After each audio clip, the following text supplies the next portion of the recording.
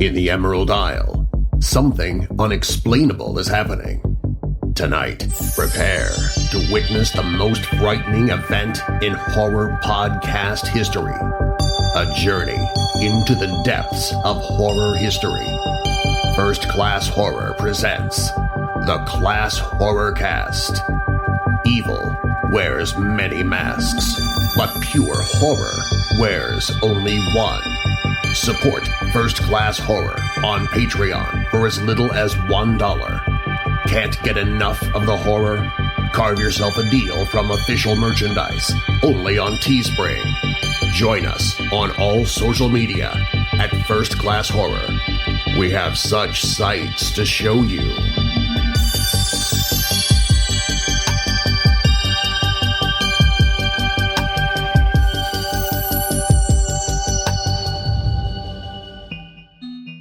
If you look down the credits at any major British film over the past 15 years or so, it is likely that you will see in the makeup effects department the name Paul Hyett. He has worked on almost all of the British genre films that have put British cinema back on top recently, including things like The Woman in Black, The Descent, Doomsday, Heartless, Attack the Block, and the Red Riding Hood trilogy. Up next is my conversation I had with Paul. We talk all things films, horror, makeup, and much, much more. We also dive into his transition from master makeup artist to master director and future projects. I hope you guys enjoy. Oh really? Yeah. Was that on one of the YouTube sites? No, you can actually buy it and rent it on YouTube Movies. Oh fine, because I knew for a while we were like taking down so many dodgy uploads. It's literally like plugging one hole and another one springs. I just like, honestly, I don't get it from a lot of people's point of view. I mean, I think you can rent the movie for $2.99 or buy it for like $10, and I just don't understand the motivation to go and look for an illegal stream when it's that accessible. Also, to be honest with you, aside from the sort of ethical argument of stealing someone's property, surely you want to watch it in the best quality possible. Yeah, that's always my thing. I just don't get it. I don't understand it. Yeah. I get upset if it's SD and it's not HD, let alone getting something that is cropped badly and, sound. But yeah, I have no idea. But yeah, it was a hard time because it was popular everywhere, which I suppose it's nice that it's popular, but it'd be nice if people paid for it. I know. I just you see so many of those YouTube channels pop up, especially HOWL got really popular really quick, and I did notice that it was popping up everywhere on Twitter and stuff. You have all those like fake accounts. Yeah, it's just stupid. I mean, one of them got 9 million views. Which is just crazy. Like, I can't understand, especially like you said, I don't think you should steal someone else's property regardless, but like, it's not an absurd price to pay to watch a movie either in HD. Absolutely. In this day and age where everything is streaming, but it's like the old days when we were kids. A pirate video was done, with a camcorder in a cinema because the film was going to come to video for like 8 months. But now everything is a touch of a button. Yeah, it's I don't get it. I mean, I don't know if they make any money off that or how that works, but there's obviously some motivation. Apparently, from what I gather, there's a certain prestige of being the first one to upload it, and everyone was like, wow, how amazing you got to do. So, I don't know, it's a strange world. It's a strange, but, a lot of them get viruses on a computer, so it kind of serves them right. I know, right? I guess my first question, my own question would be, were you always into horror? How did you first get into horror as a kid or movies? Yeah, I mean, before I was directing, I was a prosthetics guy. And I got into horror when I was in my teens. I absolutely loved horror movies. I loved all movies, but especially horror. And, as a little sort of 14-year-old kid, I was like, what can I do for for a career, and I thought, actually, something making creatures and cutting off heads would be great. And yeah, I as soon as I was old enough, I went to makeup school. I learned makeup and sculpting, and I got a job on a lot of small films, and they turned into bigger films. And I set up my own company, and we done 70 odd movies and tons of TV and whatnot. And then there came a point in about 2011, I was like, something, I want to go to the next step now. And I made my first movie, Seasoning House. And from there, I've made 3 other movies. And as soon as I finished Seasoning House, and it was opening movie at Fright Fest, I thought, okay, I think I did okay there, and gave up the workshop and concentrated on directing. But, since I was, I don't know, about like 8 or something, I used to love horror movies. And as I got older, by the time I was like 12, 13, I was watching every horror movie you can imagine, So, I grew up with Nightmare on Elm Street series, the, Friday the 13th, Halloween. I was really a product of the sort of 80s kind of slasher horrors. And then, the one that kind of changed me was John Carpenter's The Thing. It was just like, it absolutely blew me away. And I watched it like 100 times. And, it was just that cool, dark, nihilistic tone, the music, everything. It was so different to every slasher movie. And, I tended to like John Carpenter and loved everything he did. So, yeah, my whole life's kind of been sort of revolved around horror, it seems. Can you remember the first horror movie you ever seen? Oh my god! Or your first memory of watching horror? My first memory, I think, is funny enough, Nightmare on Elm Street was the one. What year was Nightmare on Elm Street? Because that's kind of like the first one that I remember.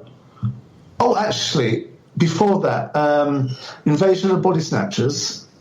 That really freaked me out. I watched that late on someone's VHS, and it was scary as hell. I mean, I must have been... That was the one with Donald Sutherland. And I watched that, and it scared the bejesus out of me. I couldn't sleep because I was worried that if I fell asleep, the aliens would get inside me.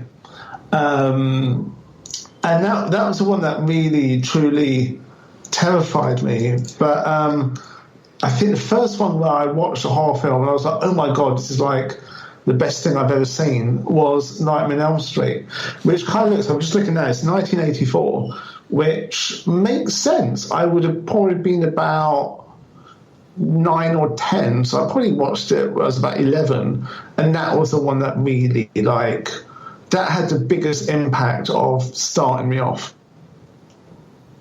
Yeah, so you think it took off from there? Yeah, absolutely. Yeah. It feels about right, because I was about sort of 12 when I really got into it, and just from then just went non-stop watching everything I could. And yeah, about 12, and then 2-3 years later it was like, I watch all these films, why can't I do a career in this? So yeah, so that's kind of my timeline, really. And so from there, then you went to college, or you went to a school study? Yeah. As soon as I was 16, I went to a makeup school called Grease Paint, and I learned all the basics. And from there, I set up a tiny little room, and just went after every little short film, every little job that needed horror, like working for here's 30 quid, do all the effects for a movie, and done loads of really low budget, tiny budget, but that's what I learned. I learned tons of stuff. And then I started working on bigger movies, working for other people. And I worked on loads of films as just a little assistant, and I learned loads of stuff there. Like interestingly, one film that I worked on, and I was just like a real lonely prosthetic assistant runner, was original Mutant Chronicles with Steve Norrington. And that didn't, in the end, it got shut down. But funnily enough, 20 years later, I'd be the prosthetics designer on the Simon Hunter version of Mutant Chronicles. So it's kind of weird how, that came around full circle. Yeah, absolutely. So anyway, I was working on loads of little movies, and then I got into the bigger ones as an assistant. And then after that, I started getting my own films of, decent budget, and, I opened up a studio. And it went bigger and bigger and bigger, and then I did the Descent, and that really did push up my profile. And from there, I was doing tons of movies. It's I think my studio was doing about 10 movies a year, as well as TV shows and music vids and commercials and that sort of stuff. So yeah, I had a really full-on, 10 years of doing tons of movies. And if you ever look at the IMDb, it seemed like I did every horror movie made in England for like the last 20 years. Yeah, absolutely. So, but it came to a point where you're doing all this cool stuff for other people's movies, and some really good directors and others not. I thought something. I just really want to bash. I really want to have a go at this. And, I had a really good friend, Michael Wiley, who's my first producer, and we were really good friends. And, I said to him, I'm thinking about making like a short film, to start. He said, don't do a short film. He said, do a feature. And I was like, really? He's like, yeah. He goes, you know what you're doing. You've worked on enough movies. So then we made Seasoning House. And yeah, it was really lucky, to get that, and yeah, it was great. And had you written scripts, or had you had stuff on paper before that point? Yeah, I'd wrote loads of little. I'd wrote a few scripts before, and they were fine. They were kind of like. I mean, if you looked at it now, you would absolutely cringe. It's like writing. It's like anything else. The more you do, the better you get.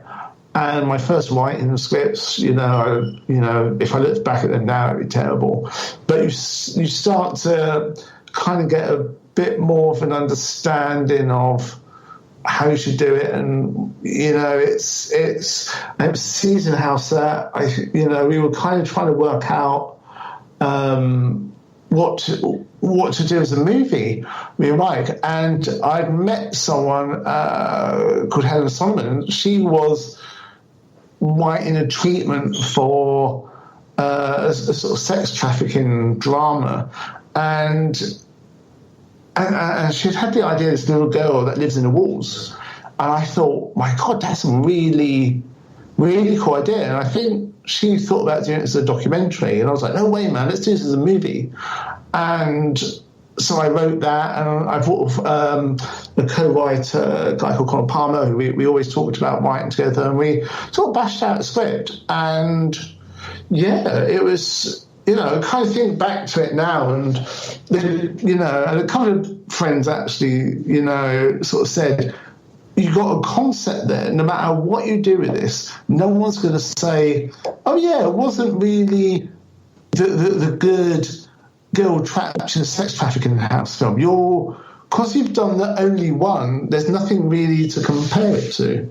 And I never really thought of that before, and it's something I took away. But yeah, it's not like sometimes you make a movie, you think, oh, I'm the third werewolf movie that year, and there's this constant competition and battle to whose werewolf movie is the best. But with Seasoning House, there's kind of like no other real movies like that at the time.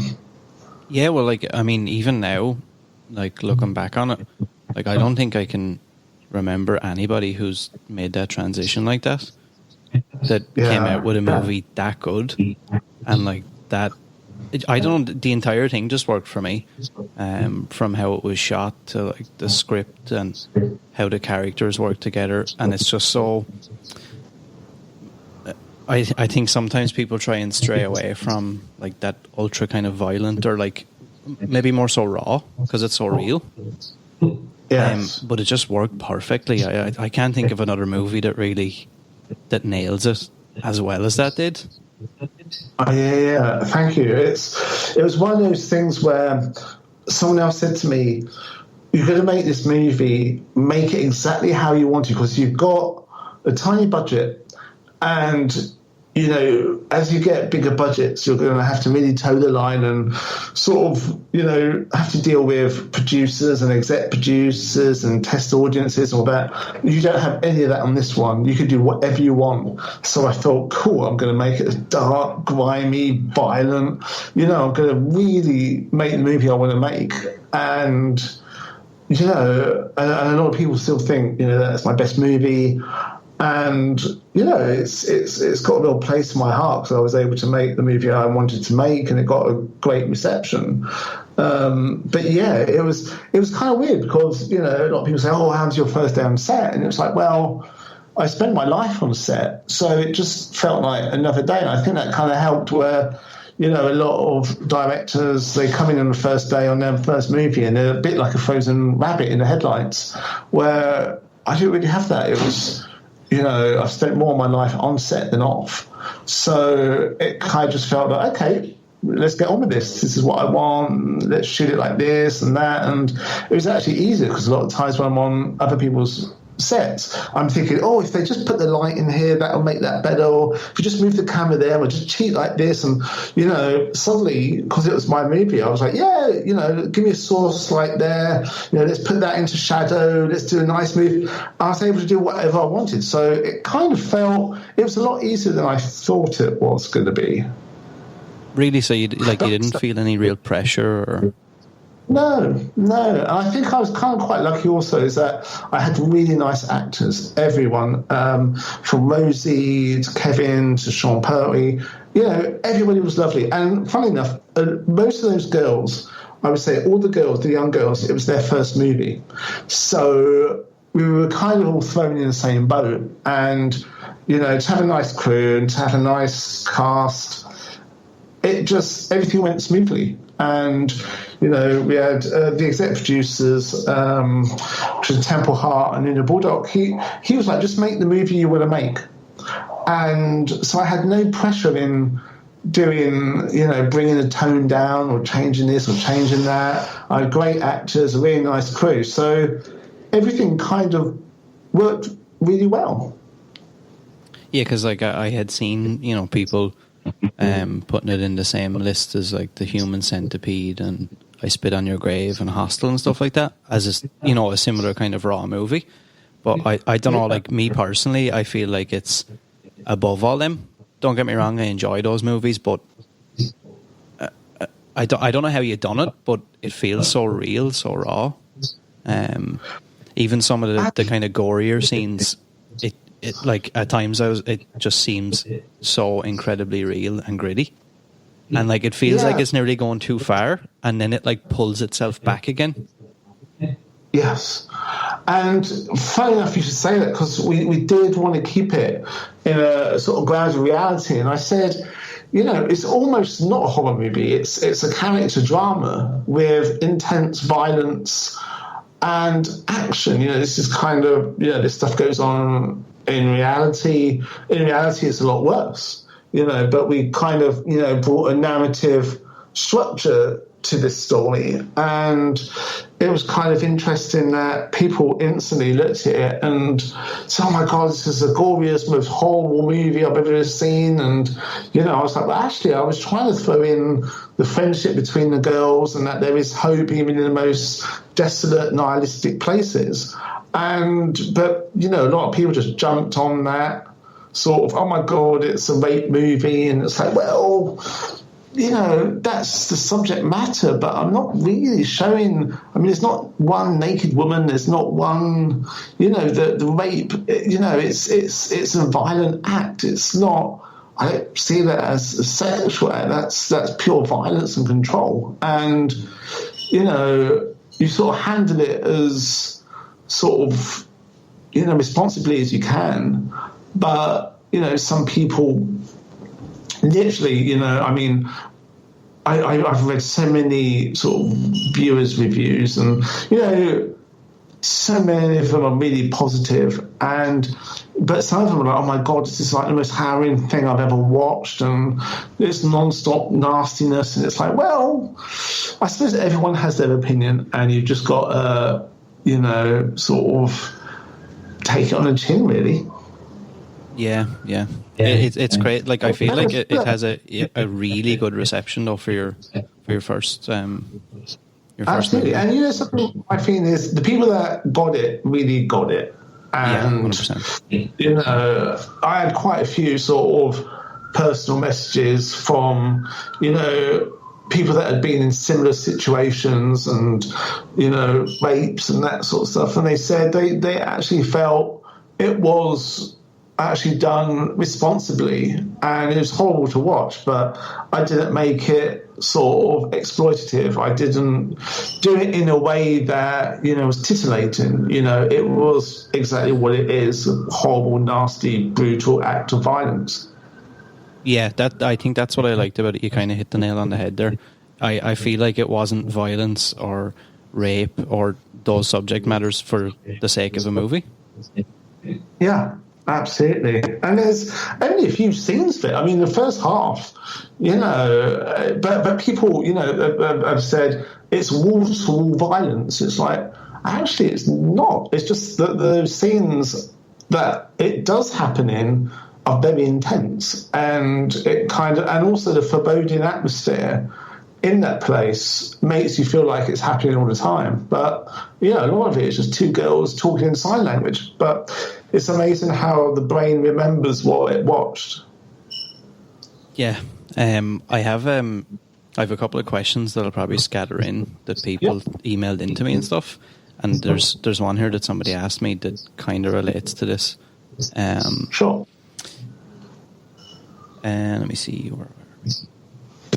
Yeah, so he was just mentioning the Seasoning House being your first director credit, and it seems rather brutal and ambitious for your first movie.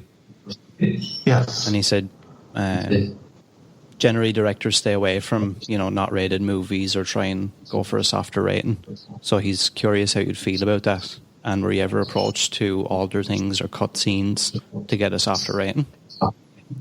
Yeah, I mean, to be honest with you, that the good thing with Seasoning House is, I thought about a lot what should be my first movie, and I thought everyone is going to expect me as a prosthetics guy to do a movie with loads of creatures and aliens or zombies. And, as much as I like those movies, I also like really interesting character dramas and whatnot. And I kind of also really wanted to make sure after someone watched this film, my first movie, it would make an impact and they would remember it.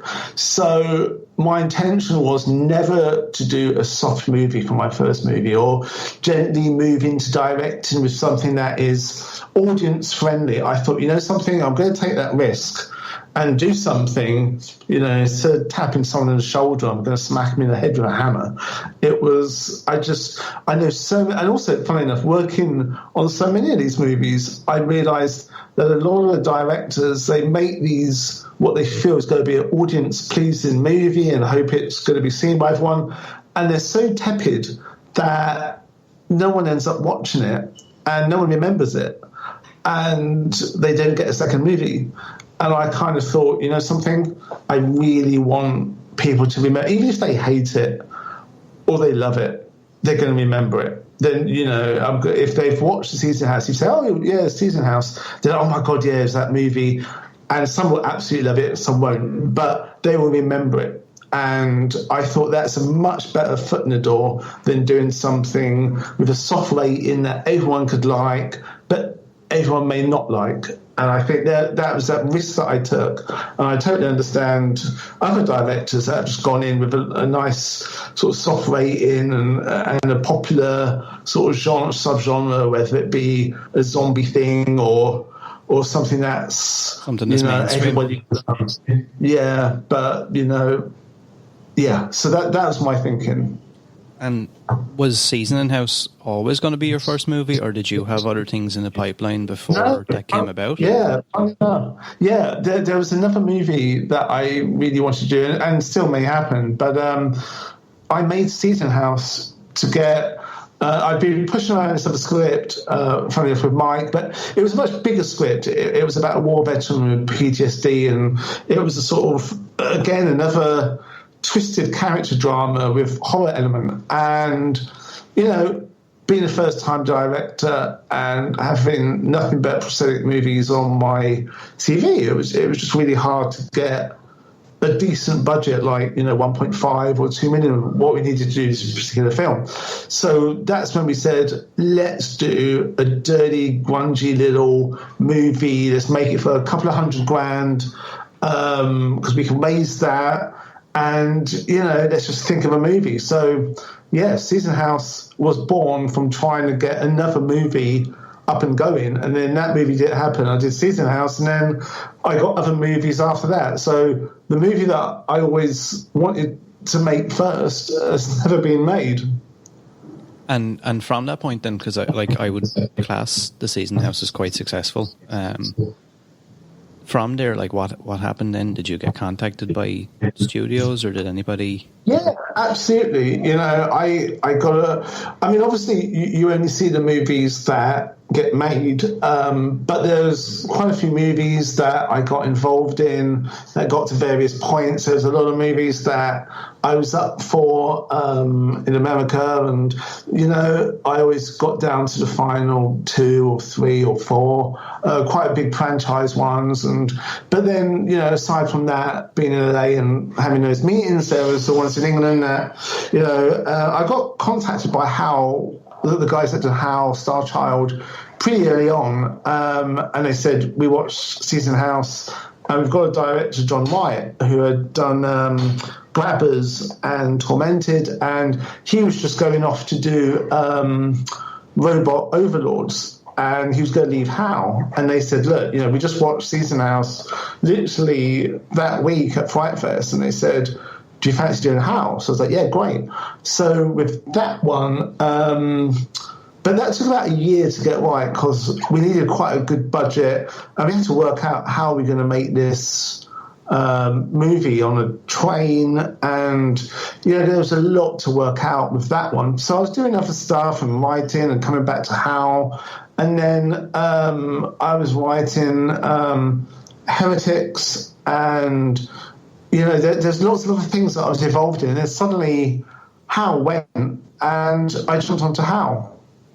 And did you have much input in like the story and stuff like that? I had heard different things, that it was maybe more comedic. Yeah. Absolutely. I mean, when I came on board, it was a lot more of a comedy. And I said, to be honest with you, it's so slapstick. And it was, it's a good script, don't get me wrong. And I just didn't want to do comedy. I don't mind bits of dark humor. I don't mind funny bits. I prefer nervous laughter. But what I wanted to get away from was anything that was sort of slapstick, physical comedy funny. I kept a few little bits in, like when they killed the werewolf and stuff, but there's a lot of other sort of humor. So I did a pass where I cut out the humor and trying to ground it a bit darker in reality, and did a whole bunch of other little changes. But I worked very much with the writers in doing that. And yeah, it kind of sort of... The good thing was the writers, Nick and Mark, they weren't very... They were sort of precious, but they weren't. They were like, look, we just want the best film possible. We want you to be comfortable. So we all kind of worked on the bits that I felt needed work, and yeah, after a while we kind of got there, and I would like to have made it a lot more gorier. And in response to one of the other questions, I was under a lot of pressure to make it a 15, so we made it a 15, and then the weirdest thing happened. We were given an 18, and really? We were like, what the hell? Like, everybody was totally surprised, because if you ever watch a movie that's a 15, it's no way as gory as a lot of other 15s, but we got an 18, and we were all completely perplexed to how, with no sex, with no drugs, with no swearing, but it got a 15 just for a little bit of blood splatter. It was the most bizarre thing, and they said, the worst thing is, if we knew we were going to get an 18, we would have let you do it as an 18. And it's like, yeah, it was that was a really frustrating thing, because I would like to have made HOWL a lot more gorier, like proper ripping heads off and arms off, and really graphic, nasty, practical CGI killings. But it is what it is. You kind of learn, and nothing much you can really do. And was there scenes written into the script that involved more gore, or had you shot anything that had to be cut, or it was just something from the outset was, look, we're going for 15s, we can't do it? There were certain ideas I had, and we realised for 15 it wasn't even worth putting into the script. Like, I wanted to have, the werewolf rampaging down and splatting heads and crushing them and ripping them off, and, make it absolutely gore-drenched. But I knew when I came on board that they didn't want it to be too gory. So I just thought I would do it to a point where it was as hard as possible for 15. And then we got an 18, which is just still to this day perplexes me completely. And were you involved much in like the design of the creature and the actual effects itself? Yeah, absolutely. Originally, when John was on, he wanted to go for a much more little, sort of these like little rat creature things, and I didn't really want to go that way. I actually like big, clumsy, muscly, inbred kind of creatures. So I did a bunch of designs with a couple of concept guys, and we worked it out. And then I contacted a friend of mine who we'd worked together a lot in prosthetics, Christian Mallet, and we talked about what we could do with it. And then I just said to him, just make them as gnarly, nasty and brutal as you can. It's funny there when you mention inbred and stuff, because I was actually watching the movie recently with somebody, and the scene where I don't want to spoil it, but there's a scene where they're in the forest, one of the characters, and I don't know why, but I got vibes of like Wrong Turn and that kind of like weird inbred feel, and that was something that you had kind of... Absolutely. That's kind of what I wanted. And I really, to be honest with you, I just didn't really want to go with like the big creature with a big snout. And, I got a little bit of, sort of grief online saying, oh, they don't look like real werewolves. But, werewolves don't exist, so you can kind of do what you want with them. It's... As long as they're sort of... for me, a werewolf is just a big, gnarly, disgusting creature. You could do the lovely, elegant, sort of beautifully haired, and I just didn't want to go that route. I just didn't, like I say, it was more for me about Wrong Turn. It was horrible inbred creatures with diseases, that sort of thing. That's kind of what I wanted. They, full of mange and disease and cracked skin and all that sort of stuff. So yeah, it's. I've done werewolves in my prosthetics career, and it just doesn't really excite me doing sort of dog-legged sort of ones. I like, big, nasty creatures, rampaging down a train. I think it's just a bit more exciting than werewolf, but that's just me, Yeah, like I kind of feel similar about it in the sense of when I remember first watching the movie, and I don't know why, but at the start I kind of pictured dog soldiers. Yes. And then when you get that first reveal, I found myself kind of sitting up in the chair a bit like, oh shit, I didn't expect that. Yeah. It's I think it worked. Yeah, I think so. And, but again, it's like some people will go online and say they absolutely love the design. Others say, oh, I hate it. So, my feeling now is I'm very much like, fine, whatever. It's the people that love it, the people that hate it. I'm never going to get upset. Everyone has opinions, and you get some directors that get kind of quite upset with bad reviews and grief online. But my feeling is, we all have opinions. Some people love it, some people hate it, and you've just got to just keep making it and hoping that people like your work. Yeah. Like I think, and especially with I feel like the kind of movies that you make, you're going to be very split down the middle in the sense that I feel like from watching your stuff, you don't just do, oh, I know zombies will work, so let me make a zombie, or I know a werewolf will work, dog-legged werewolf, let me make that movie.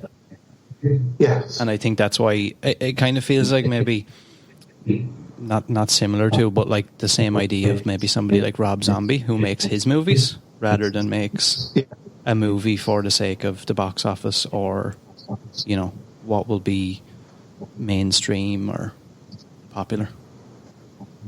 Absolutely, and that's the thing with Rob Zombie, and I've got a lot of respect, is that, like him, you should make a movie that you would want to see and try to put as much as you into it and as much as your vision into it as you possibly can. And I always kind of feel whenever people try to toe the line and just try to make an audience-friendly movie, most of the time I think it fails.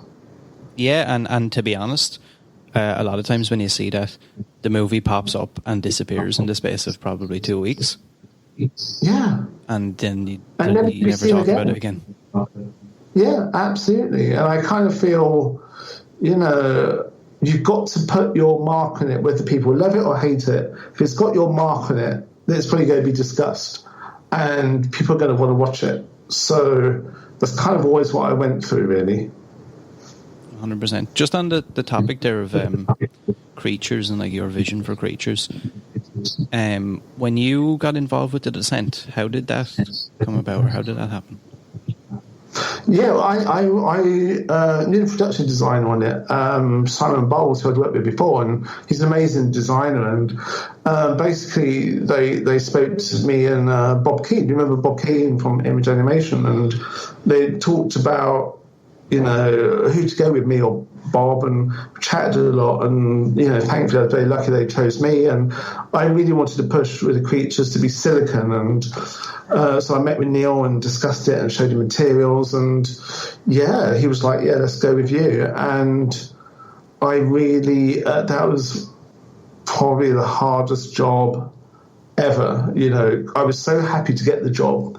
I was like, yeah, throw anything on the pile, I'll do it all. And we ended up doing not just the creatures, but we ended up doing all the dead animals, the giant elk, tons of dead animals. We made 1,000 skeletons and bones. We made all the stunt weapons. We made loads of stuff. I suppose creatures with prosthetic heads, mechanical heads, dead bodies.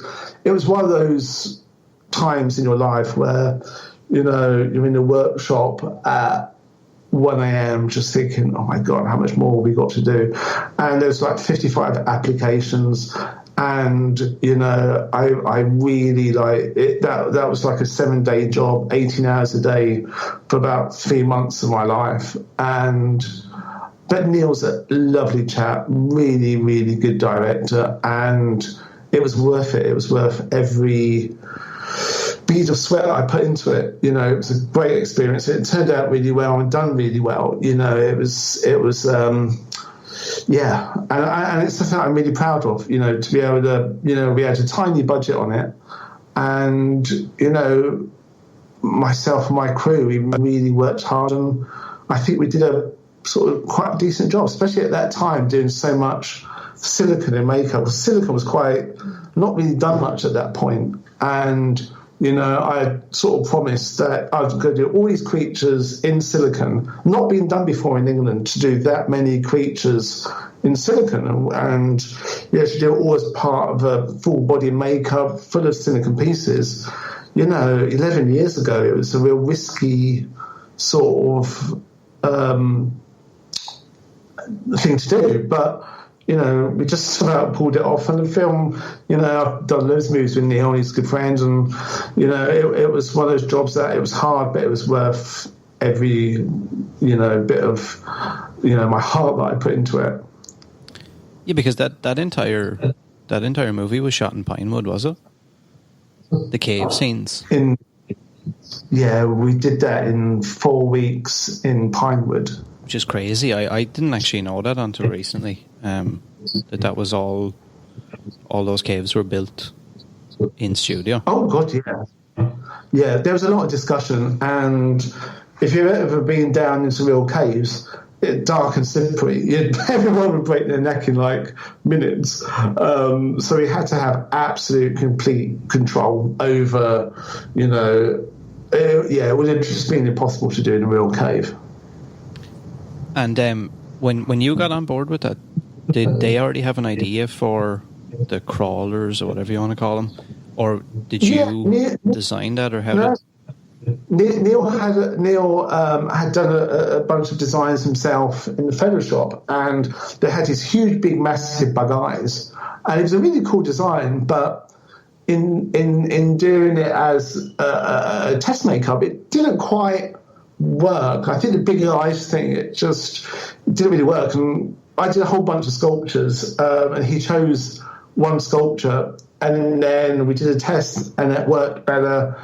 And then from there, we just did variations on it. But Neil was great. He had a cool idea. And, funny enough, he was like, I don't really want too many prosthetics on the body. I want them all to not really go over 3 hours of makeup time. But, the whole thing of them being white, pale, skinny, anemic, blind, that was all Neil. Literally, I just took all of his ideas and just trying to make it into a workable makeup and a design to still fit what he was sort of trying to do. Yeah. And I assume then after the success of that one, a sequel was kind of a no-brainer, really. Yeah, but it's a few years, I think, to get the sequel up and going. I remember just getting a call out of the blue saying, we're going to do Descent 2. And it's like, okay. And then we were talking, after that, we're going to do Descent 3 in 3D. And then, Descent 2 didn't do as well as they hoped at the box office. But, yeah, I mean, it was fun to revisit and a lot more easier because I'd done it all. So with Descent 1 being a complete learning curve on understanding silicon makeup and how to run a crawler department and all that. Number 2 was a complete breeze. So I'd done it all, and I knew exactly how to run it. And silicon makeup by that time was much, much easier. We really perfected how to do it quickly. And, it's kind of funny. They always say the jobs that are hardest are the ones that come out the best. And the ones that are really fun and easy to do come out the worst. Yeah, well, I mean, I think the creatures and stuff and that are absolutely out of this world. That's another thing that I think that's a credit to you. It's been a long, long time since I can remember a movie where the creatures like that, because I mean, they have. I feel like the makeup and how they looked really gave them character. Because obviously they don't talk and stuff like that, but it really made you feel like when I talk to people about The Descent, instantly it's like when you mention Nightmare on Elm Street, you think of Freddy, Friday the 13th, you think of Jason, and I do think that The Descent has a place like that as well. That kind of creature comes to mind. Yeah, absolutely. We're really lucky as well is that the actors in the crawler makeups, Neil had gone for proper actors, not just, dancers or physicality sort of actors. He had gone for actors that were good at physicals, and Craig Conway and Les Simpson, they were great. They were really good in portraying. They had studied dogs and studied all these different types of animals. So when you put the makeup on them, they would go out on set and instantly they would be great. How they would snarl and slither and look around really helped the makeup, because you could do the most beautiful makeup on an actor. If they can't work with the makeup or they're not sure how to do it, it could totally get ruined in a second.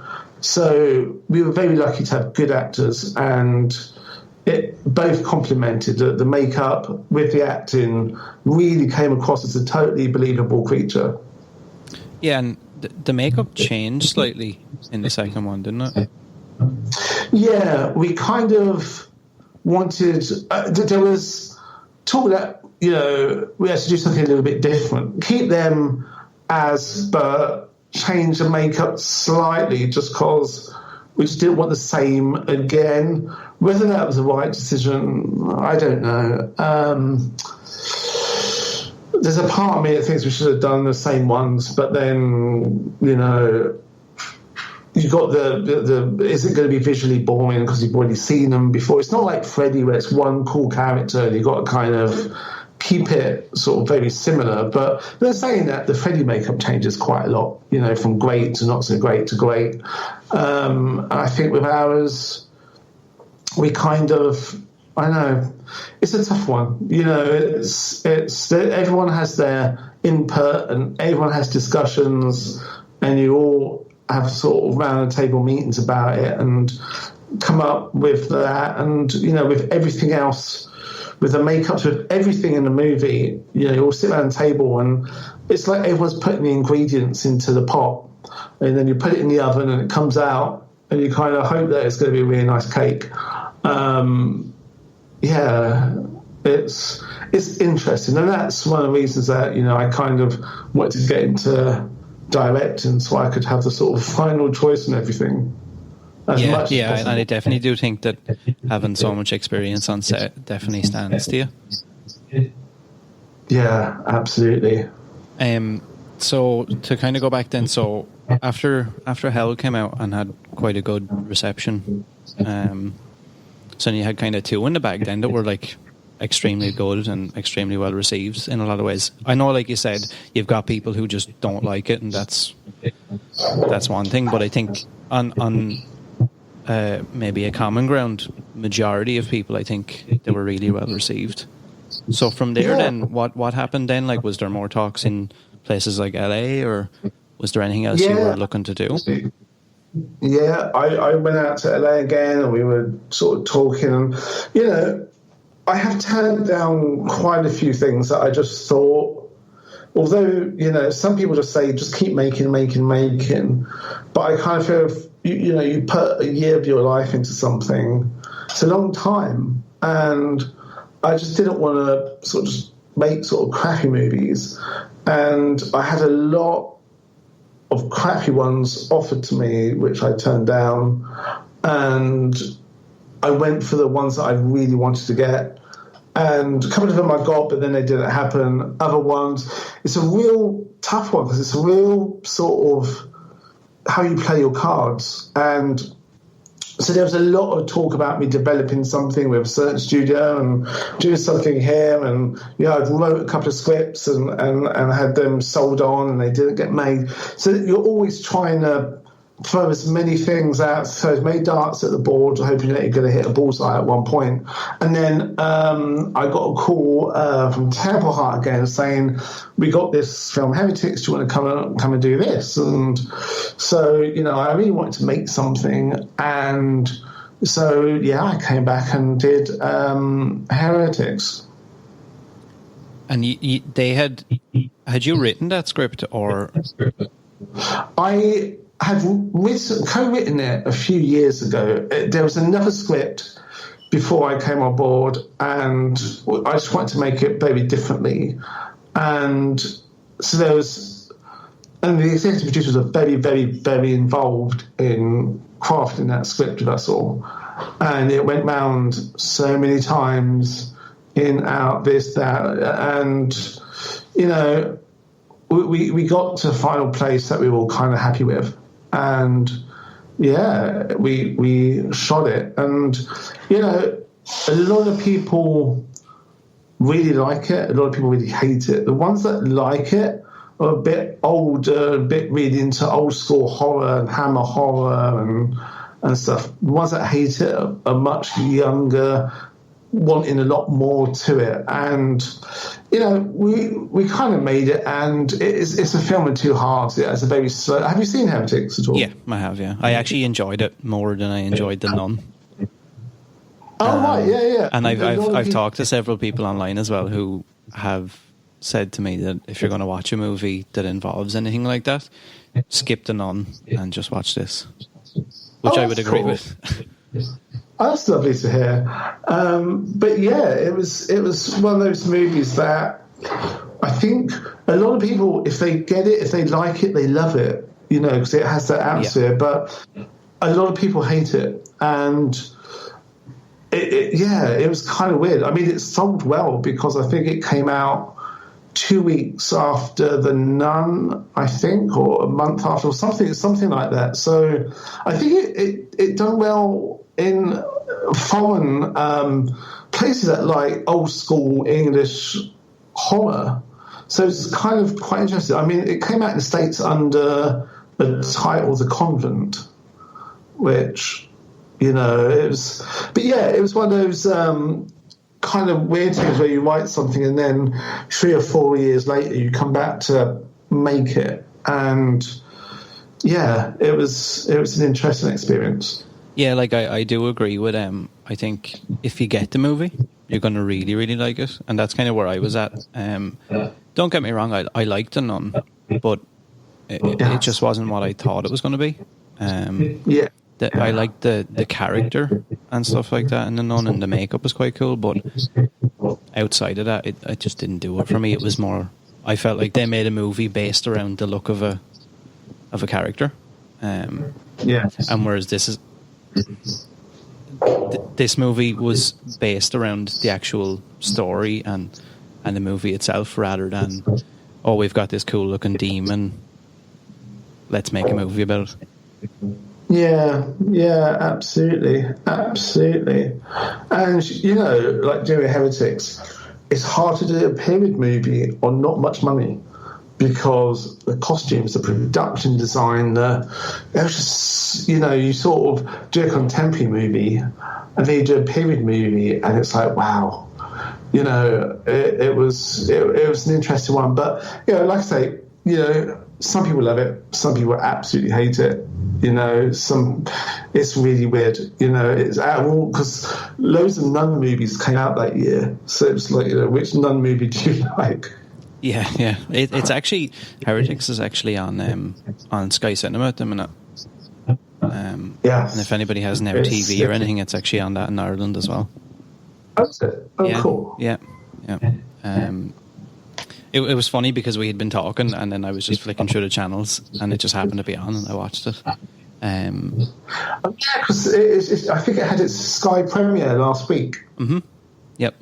It's on Sky as well. Yeah, because every time you turn it on now, it flashes up as like the first recommendation. Oh, cool. Yeah, oh, that's great. It's quite cool. And it was kind of funny because we made Heretics and while they were, because they'd raised all the money to shoot it, and then they had to raise a bit more for the post-production, and we had loads of visual effects. So while we were waiting for that to happen, I went and shot Peripheral. And have you seen Peripheral at all? I haven't, actually. Yeah. And so we made that, and then it was really weird because we had to go straight into post-production. So I was essentially doing post-production of Heretics and Peripheral at the same time.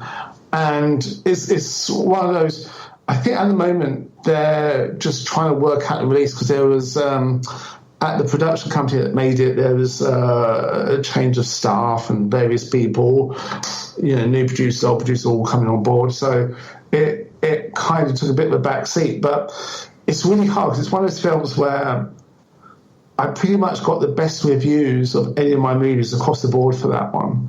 And I thought, oh, great, you know, it's done a movie pretty much 90% of the reviews are really good, which is a complete anomaly for me.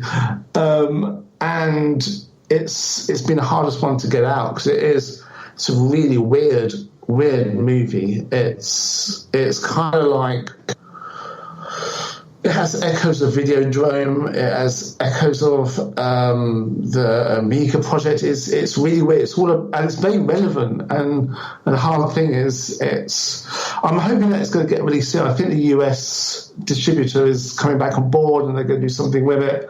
But everyone that I know that's seen it actually really likes it, and it's like, oh my god, finally I make a movie that everyone seems to like, and then that's the hardest one to get out there. And what's the hold up now, or it was all stemmed from that change of staff and stuff, and things started to slow down? Yeah, it was just, something. It was just one of those bad timing, everything going sort of a bit haywire, and I think it's all going to come back on to back on how it should be and get its path and get its release, but it just took a lot longer to get it to this point because it's not an easy sell. It's a really weird movie. Have you seen the trailer? Yeah. I was looking up some, and I actually went down a rabbit hole of trying to find it, and I couldn't. You've escaped even the illegal streams, I think. Yeah. Oh, is it on the illegal streams? No, you've escaped. I think all that. I couldn't find it anywhere. Oh, but that's better than it being all over the place. But yeah, I mean, it's one of those things where it's a really weird film. It really is odd, and I'm immensely proud of it. It was a great script by Dan Schafer, and the performance by Hannah Arterton was great, and we had Jenny Seagrove and Tom Conti, and the casts were great. We made a really cool little movie. It's just getting it out there, really. It's what's sometimes you think, what's the setup for the movie for people who don't know?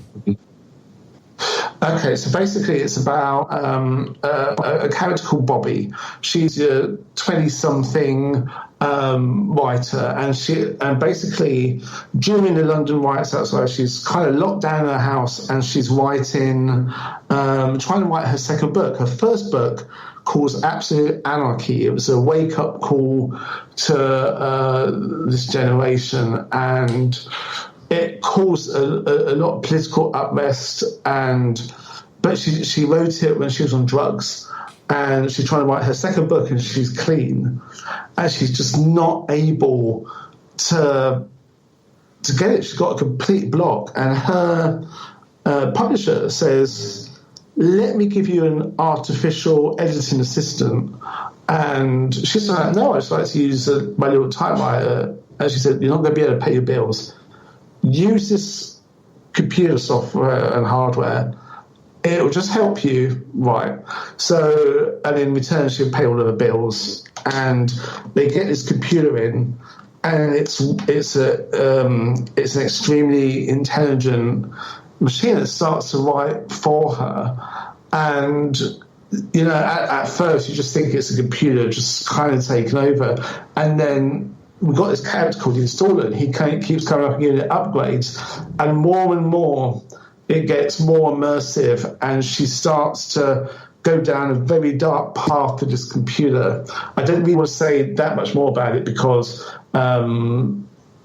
there's a few really intense moments that I don't think you'll see coming, but it's very sort of experimental. In this filmmaking, it's very sort of, I was really trying to go for like a sort of weird Cronenberg, mix-up, and it's a really weird movie, but people tend to like it. And, the first review, when we showed it at Fright Fest, we had a bunch of reviews, and it got reviewed really well. And it's just one of those films that, again, there's nothing out there quite like it. And I'm immensely proud, and I'm hoping that it will sort of find its audience soon in its UK release. Yeah, I don't know if you know, but on Rotten Tomatoes, however you want to say it, it's certified 100% fresh. which is it? Yeah, which you like. I don't think I've seen that for a long time. Yeah, it has 100% rating. Oh, I didn't know that. Yeah. Just have a look. Looking as we speak. Oh, yeah, absolutely. Yeah. Wow. God, I never thought I'd see one of my movies at that. Wow. Oh, yeah, and that's something that I don't think I've seen for any movie for a long, long time, even whether it has one review or 100. I don't think I've seen that. Absolutely. Wow. Yeah, so let's hope that it gets its release and kind of gets out there. Yeah, absolutely. No, I'm well pleased about that. Thanks for having to take a screenshot of that before it gets all its other reviews. Is that something that you're involved in, like the process of trying to get that out there now, or is it just kind of it goes on in the background and then you'll find out when the time is right?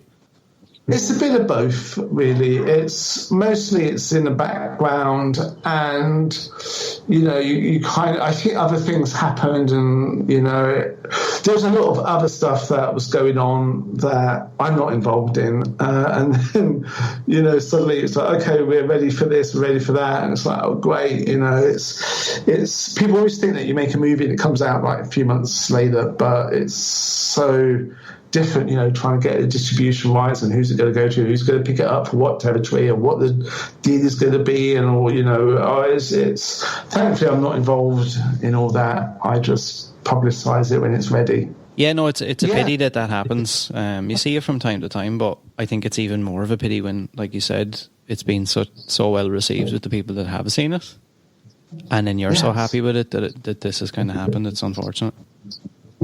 Absolutely. But I'm looking forward to it coming out into the UK and finding a life, and I'm sure it will, So from that point then, that's your last movie that's kind of like done and finished. So then from there then, when did you shoot and when did all that wrap up? That was a couple of years ago, I think. And we did post-production. I think we finished post-production about a year and a half ago, because Peripheral got its release. Peripheral got its screening at Fright Fest last year. Was it last year or the year before? God, time just flies by, doesn't it? Not this last August, but the August before was when Peripheral had its screening. And I think they're just dealing with UK release now. And just in the meantime, I've just been writing, developing. There's one project that hopefully, as soon as the US travel ban is lifted, we go out and shoot, because we're very close to shooting this May on my next movie. But it's as everything got shut down. Yeah, it's affecting so many people in so many different ways. It's crazy. Absolutely, and this is a very sort of dark sort of character drama with horror again, but it's set in Cape Cod in this little remote TV studio, and it was a cool little script. We wrote it, and hopefully, we were about to shoot it, and it's all sort of been put on hold. But hopefully, we'll shoot that one. That'd be my film to shoot this year. And you're shooting that in the US if things work out? Is that the plan? Shoot it in the US, yeah. Okay, and that was something that you guys had written? And we'd been out. Funny enough, I was out doing recce's in Boston a week before this whole coronavirus struck. Literally, if I'd gone out there 2 weeks after, I would have been caught up in that travel ban. Ooh, you dodged a bullet.